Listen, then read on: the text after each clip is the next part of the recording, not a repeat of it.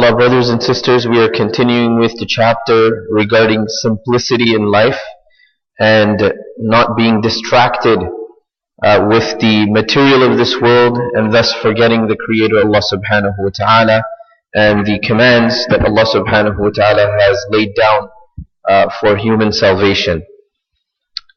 We look at the first narration for today on the strength of Imran bin Husain radiyallahu anhuma. He says that he heard the Prophet, peace and blessings upon him, say at one occasion, خَيْرُكُمْ قَرْنِي ثُمَّ الَّذِينَ يَلُونَهُمْ ثُمَّ الَّذِينَ يَلُونَهُمْ. The best of you are those who are in my contemporary era, and thereafter those whose era follows after them, ثُمَّ الَّذِينَ يَلُونَهُمْ, and then thereafter those who follow or succeed them. Imran bin Husain, who narrates this narration, says, فَمَا أَدْرِي قَالَ النَّبِيُّ صَلَّى اللَّهُ عَلَيْهِ وَسَلَّمَ مَرَّتَيْنِ أَوْ ثَلَاثًا. I do not recall whether the Prophet said the words twice or 3 times. As we see in the beginning of the narration, the Prophet, peace and blessings upon him, said, the best of eras is my era, ثُمَّ الَّذِينَ يَلُونَهُمْ ثُمَّ الَّذِينَ يَلُونَهُمْ, and then thereafter those who come next, and then thereafter those who come next. So Imran bin Husain, who narrates this narration, says that I can't recall whether the Prophet said this 3 times or twice. In this narration, he's saying it twice.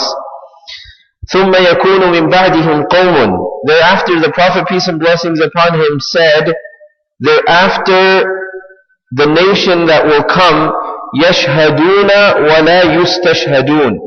They will be witness to things, they will testify to things, but they will not be called to testify, and they will not be invited to give witness. وَيَخُونُونَ وَلَا يُؤْتَمَنُونَ. They will deceive and cheat, and there will be no trust in them. وَيَنْذُرُونَ وَلَا يُوفُونَ. They will make promises, they will make vows, but they will not fulfill those promises or vows. وَيَظْهَرُ فِيهِمُ السَّمَنُ. And obesity will be increased in them. Obesity will increase in them. So we can see from this hadith, which is mentioned by Imam Bukhari and Imam Muslim, regarding the best of eras. So the Prophet, peace and blessings upon him, was referring to the fact that those people who are present in my era, referring to the companions, the Sahaba radiyallahu anhum, this is the noble era. It was the era where they had direct access to the Prophet, peace and blessings upon him.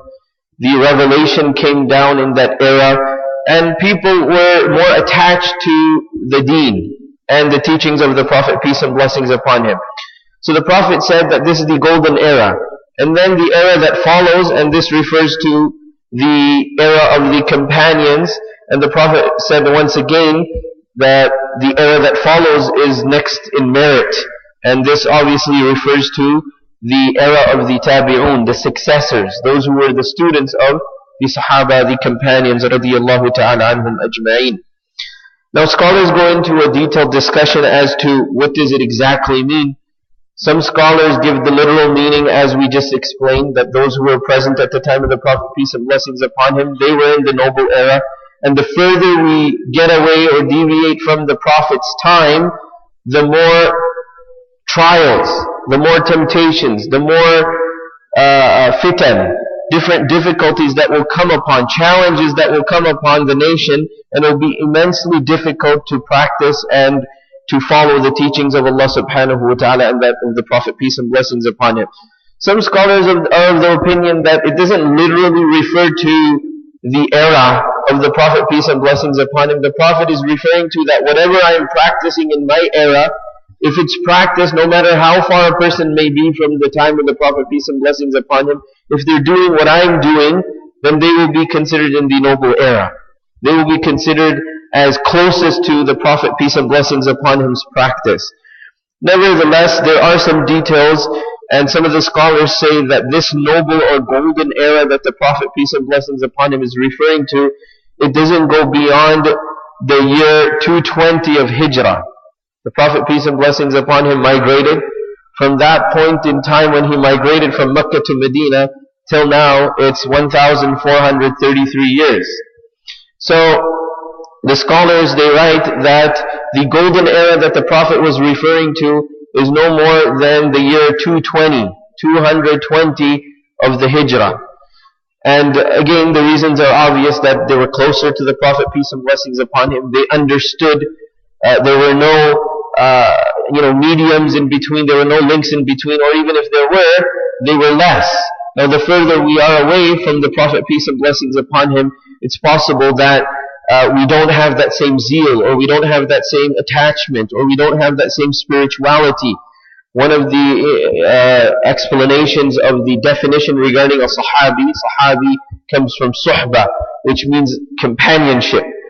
The noble companions, they adhere to the companionship of the Prophet, peace and blessings upon him, and that's why they're called the sahaba.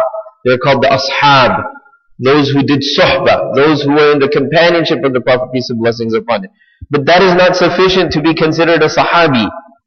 Okay, there are many people. Abu Jahl also saw the Prophet, peace and blessings upon him, but they were not considered sahaba. There are three particular conditions for someone to be regarded as a sahabi. Number one is that they have to see the Prophet, peace and blessings upon him, be present in his era and see him physically. And number two, they must bring iman and faith on the Prophet, peace and blessings upon him, and his message. And number three is that they must die and leave this world with the faith.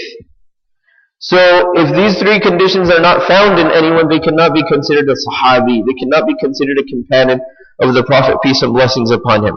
Nevertheless, the chapter is about simplicity. And the purpose that Imam Nawawi has begun or commenced with this chapter is that he's giving us the advice that the more we attach ourselves to the worldly affairs, the more we'll become distant from Allah subhanahu wa ta'ala, from the teachings of the Prophet, peace and blessings upon him. So the Prophet, peace and blessings upon him, said that this is the noble era, and then the era that follows will be noble, and the era that follows will also be noble. But then thereafter, there will be a time, and the Prophet is speaking about certain challenges. And he's saying a few things here. Number one, he says that people will testify, but they won't be called to testify. Now what does this mean? That means there will be witnesses to certain events, certain occurrences, whether they be positive or negative, whether they be a crime or whether they be a good event. People will be witnesses to that event.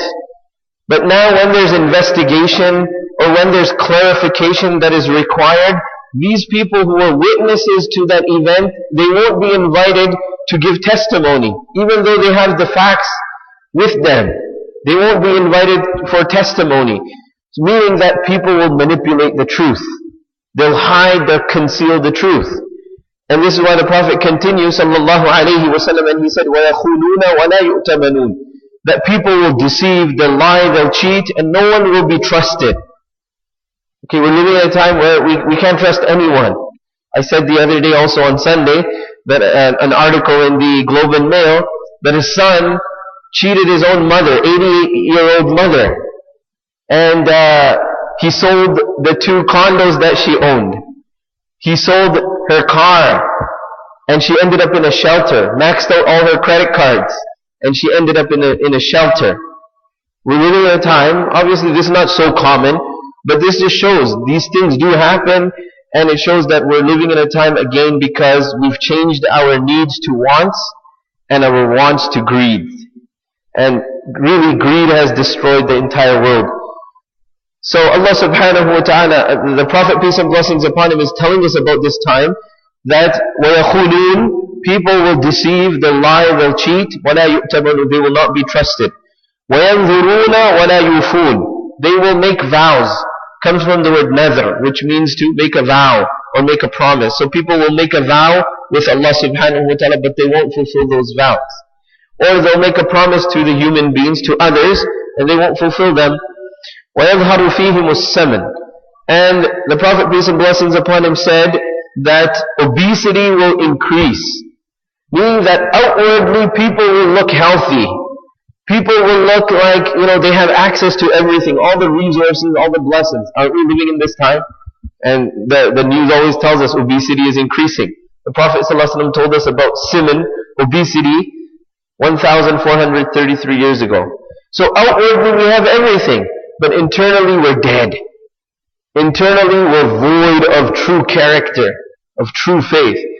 Now the scholars go into a further discussion here that the Prophet ﷺ is forecasting about the future, and he's using the word qawmun, that there will be a nation. So does this refer to every single individual that will be present at that time? Is it a general principle that the Prophet, peace and blessings upon him, is talking about? Or are people exempt from this? So majority of the ulama, the scholars, and those who clarify the narrations, they point out that in general this would be the situations, but in each community there will be individuals who will not be engaged in these type of deception, deceiving, cheating, lying. They may be trusted. They will be regarded as truthful. So it doesn't mean every single individual, but the general situation will be such. The general situation will be such. So this is why the Prophet, peace and blessings upon him, said that outwardly, there will be a lot of access to things of the world. And you'll see obesity increase. So, because there's so much access to food, there's so much resources, there's so much blessings. But inwardly people will be dead. And this is one of the reasons is we're so attracted and attached to the worldly life. The next narration on the strength of Abu Umamah radiallahu anhu, he says that the Messenger of Allah, peace and blessings upon him, said, Ya ibn Adam, innaka in tabzulu al-fadla khayrun laka. O children of Adam, O humanity, if you spend your surplus, it is far better for you than retaining it or storing it. For indeed, if you store it, it may be inappropriate for you. وَلَا تُلَامُ عَلَى كَفَافٍ. And no one is reprimanded for storing what is required, what is sufficient for them. وَابْدَأْ بِمَنْ تَعُولُ. And when you do spend, begin with those who are under your obligation, under your responsibility. So the Prophet, peace and blessings upon him, is talking about, again, detaching ourselves from this world. And he said, look, whatever extra you have, the basic needs that you require, it's good. You can earn that, you can have it, you can spend it. But my advice, the Prophet ﷺ is giving sincere advice to the believers, that whatever is surplus, al-fadl refers to whatever is extra, surplus. It's better for you to spend that. Spend it to fulfill the needs of others, to help others, to support others. And the Prophet clearly said also, وَإِن تُمْسِكَهُ, that if you retain or store the surplus, then it may be inappropriate for you. And the scholars, they go into again a detailed discussion here that what is the Prophet's lesson referring to, because the word he's using here is shar. Shar actually means evil. That to retain and keep that surplus, it's evil for you, it's inappropriate for you, it's sinful for you. So the scholars say that the Prophet ﷺ was talking about that if a person has surplus and people are suffering nearby, people are in need, okay, the reality of the matter is we're feeding dogs and animals and they're dying of giving too much food to them. Human beings are dying because of obesity. We were just talking about obesity. But in another part of the world, they don't have anything to eat. A human being is dying every 6 minutes because of lack of food, because of lack of nourishment. So the Prophet, peace and blessings upon him, said, it's evil for you, meaning that it's evil for you that if you have surplus and other people are suffering. Be considerate about the situation and the conditions around you. وَلَا تُلَامُ عَلَى كَفَافٍ. And no one is reprimanded. The Prophet ﷺ says no one is to be blamed or reprimanded if they store what they really require, what is sufficient for them.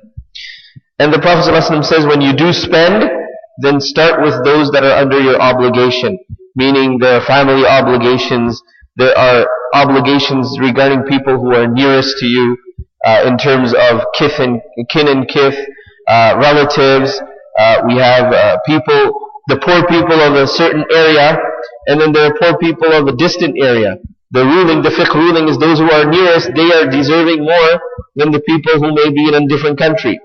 Okay?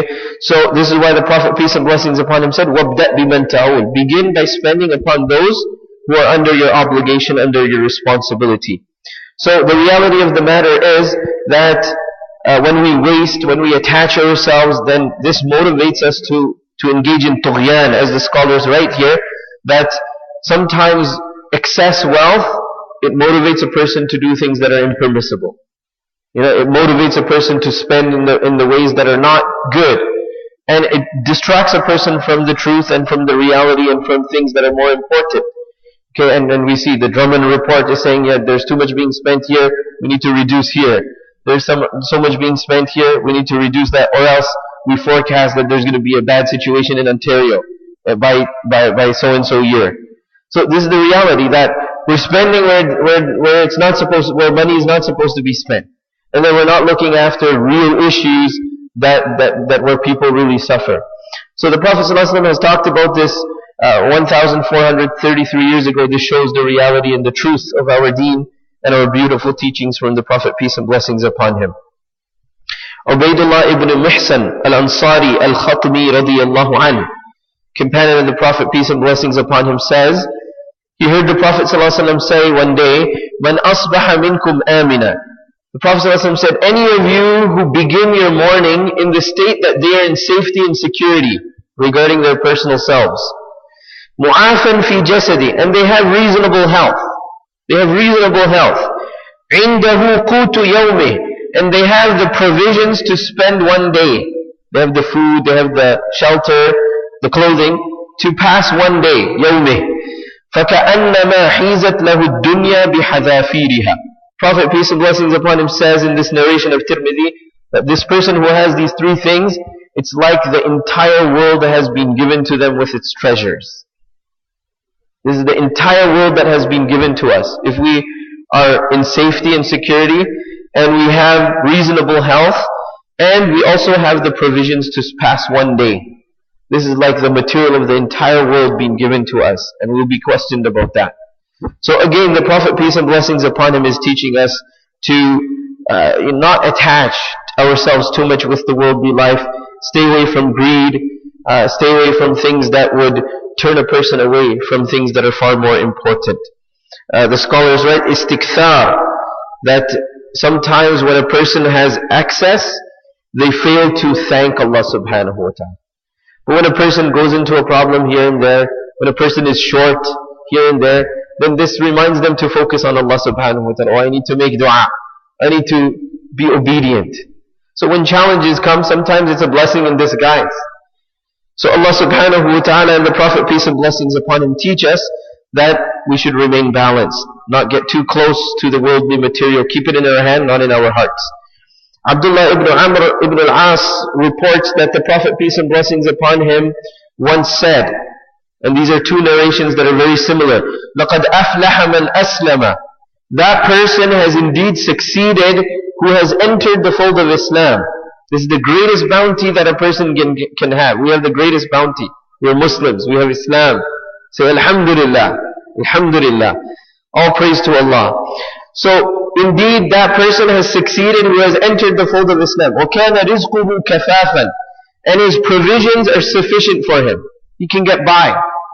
He can get by with the basics. Now, the Prophet is referring to what is required. It doesn't refer to a plasma TV.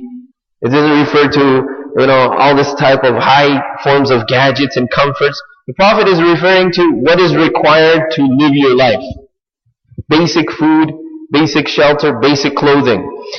A person who has these things in sufficient amounts, وَقَنَّعَهُ اللَّهُ بِمَا آتَى. And the third point is that they are content with whatever Allah has given them. Then this person has indeed succeeded. They have Islam. Without Islam, nothing is acceptable. So we have Islam. And whatever bounties that we have, it's sufficient. We're able to stand, we're able to make movements, we're able to pass the day. And if we have the third quality, qana'ah, that we're not greedy, we're content. We're content with what Allah has decreed for us and what Allah has given us. We don't complain. We don't, anticipate so much. Rather, we are okay with what Allah subhanahu wa ta'ala has blessed us with. Then the Prophet ﷺ promises this person has succeeded. This person has attained falah, meaning provisions of success in terms of this world and also the everlasting life of the hereafter. The next narration is very similar, so I'm just going to translate it. Abu Muhammad Fudala ibn Ubayd al-Ansari radiyallahu anhu says that he heard the Prophet ﷺ saying at one occasion, glad tidings be. He used the word tuba. Glad tidings be for the one who is guided to Islam, and he has a life that is sufficient for there are sufficient provisions for his life. وَقَنَعَ, and he's also satisfied, he's also content. So a person who has these things, the Prophet ﷺ says, these three things are tuba. It's glad tidings for you, you're fortunate. Now some scholars say tuba doesn't really mean, because tuba comes from tayyib, which means to be good, to be pleasant, to be happy. So a group of scholars say it simply means it's glad tidings. But another group of scholars say no, tuba refers to a level in paradise, or it can also refer to a tree in paradise. So, because there are some narrations that point this out. So keeping this in mind, the Prophet ﷺ could be indicating that paradise is guaranteed for the person who is guided towards Islam, and he has sufficient provisions, and this person is content with what Allah subhanahu wa ta'ala has blessed them with. So if we have these few things and we are content, then Allah subhanahu wa ta'ala, the Prophet, peace and blessings upon him, they're guaranteeing for us paradise and the road towards paradise. Because again, the lesson here is that simplicity. We know that this life is temporary. We know that one day we'll leave everything behind, no matter how much we have. At one occasion, we read on Sunday that the Prophet, peace and blessings upon him, he was walking with a few companions. There was a dead animal. Its ears were cut off. The Prophet ﷺ took one piece of it, and he said, "Who amongst you would want this for yourselves?" So they all said, "It's dead. We won't use it." So the Prophet ﷺ said, "Who amongst you wants it for a dirham, $1, one coin?" So they said, even if it was given to us for free, we wouldn't use it, because it has defects and it's dead. So the Prophet ﷺ said, the material of this world is more insignificant than how you look at how insignificant this dead animal is with its defects. That's the reality of the world. So it's attractive. Hulwun khadira. The Prophet ﷺ said it's appealing, it's attractive. We want to acquire it, and we want to become the millionaires and the billionaires, and we want to have everything. But at the end of the day, when we look back, what did we really achieve? And where are we heading? أَيْنَ تَذْهَبُونَ? Allah asks us, where are we heading? Where are we heading? What's our destination? So we need to prepare for that and be aware for that also. So these two narrations give us the advice of having the quality of qana'ah, to be content with what little we have. And really, when we acquire it in a permissible way, even that little will suffice for a lot. It'll be full of barakah, it'll be full of blessings. Ibn Abbas radiallahu anhuma says that the Messenger of Allah sallallahu alaihi wasallam, at one occasion, when we studied his life, we could safely say, يَبِيتُ اللَّيَانِيَ الْمُتَتَابِعَ طَاوِيًا. There were numerous nights where the Prophet sallallahu alaihi wasallam went to sleep hungry. طَاوِيًا, empty stomach. The Prophet sallallahu alaihi wasallam, there were numerous nights for him where he would go to sleep and he would have nothing in his stomach. وَأَهْلُهُ لَا يَجِدُونَ عَشَاءً.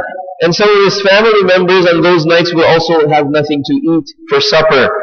وَكَانَ أَكْثَرُ خُبْزِهِمْ خُبْزَ الشَّعِيرِ. And majority of the time, the bread that they used to eat, it was of barley. It was not of wheat, it was of barley.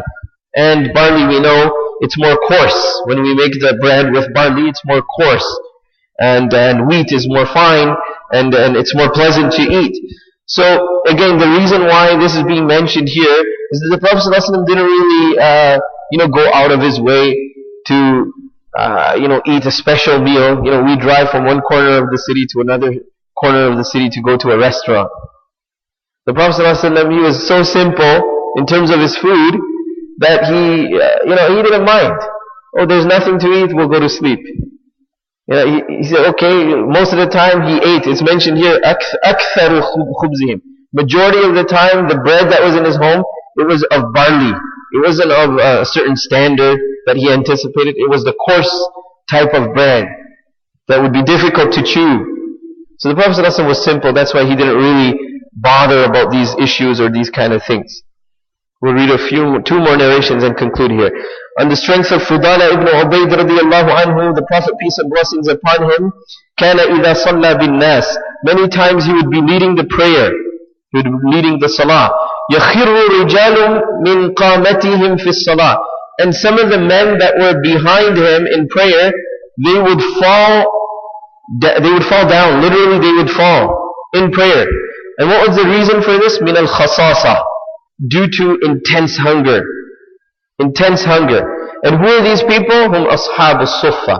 They were the people of the platform, the people who were residing in the masjid, and they were learning excessively from the Prophet, peace and blessings upon him. Hatta yaqulu al-a'rab.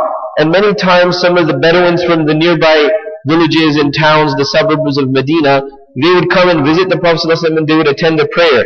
So after the prayer, when they would see a couple of them on the ground, they would say, هَؤُلَاءِ مَجَانِينَ, these people are insane. These people, what's wrong with them? We're supposed to be standing in prayer with respect and they just fall down. هَؤُلَاءِ مَجَانِينَ, these people are insane. The Prophet, when he would hear that, he would turn around and address those ashab al-sufa and he would say to them, لَوْ تَعْلَمُونَ مَا لَكُمْ عِنْدَ اللَّهِ, if you know what Allah has stored for you in terms of rewards, لَأَجَبْتُمْ أَن تَزْدَادُوا فَاقَةً وَحَاجَةً, then you would prefer to live challenging, difficult lives and continue what you are engaged in, meaning in learning and acquiring the knowledge from the Prophet ﷺ. Now the scholars explain that these ashab al-sufa, they had needs, genuine needs, but they didn't go out of their way to beg for their needs. If something came, as we read in one of the previous narrations, whenever something would come to the Prophet ﷺ, he would share it with them. If it was from sadaqah and charity, he would give them everything. And if it was a personal gift to him, a hiba, a gift to him, then he would take some of it and he would share the rest with the sufa, the ashab al-sufa. Now many times, these people were in genuine need, nothing was with the Prophet ﷺ, so they wouldn't go out of their way to ask and beg. They would say, we rely upon Allah subhanahu wa ta'ala. If arrangements are made, then we'll eat. If they're not made, then we'll just pass our lives. We'll just continue doing what we need to. So they were more of the status of what we call in Arabic iffa. They wanted to keep their pure relationship with the general masses, their reputation and their honorable status. So they would not go out of their way to beg. They were simple people and they were more focused on what they were learning from the Prophet, peace and blessings upon him. So sometimes this would be the state. Literally, they would fall down in prayer because of hunger. And when the Prophet ﷺ would see this, he would realize, oh, they haven't eaten for days. They haven't eaten. Then he would ask the people and the general companions that bring something for these people who are day in, day out just learning the teachings of the revelation and the hadith of the Prophet, peace and blessings upon him. The last narration for today on the strength of Abu Karima al-Miqdad ibn Ma'di Karab, radiyallahu anhu. He says, I heard the Messenger of Allah, peace and blessings upon him, once saying, مَا مَلَأَ آدَمِيٌّ وِعَاءً شَرًّا مِّن بَطْنِهِ. There is no container that the human being fills that is worse than the stomach. The worst container that we can fill is the stomach.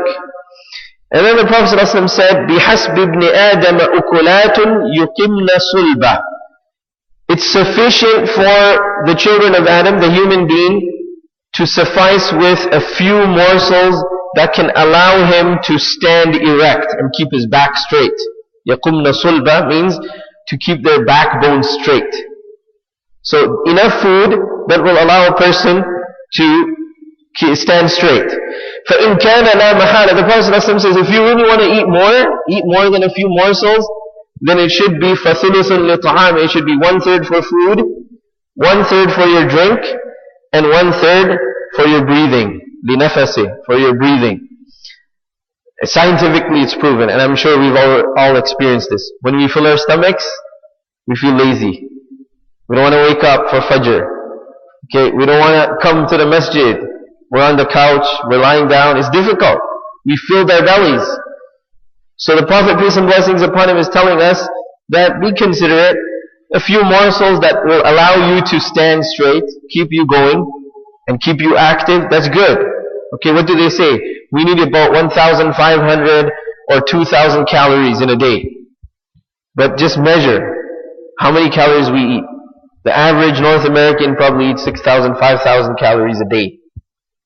We only need, 6,000. Yeah, I read this somewhere. So, 2,000 is sufficient, but we eat more.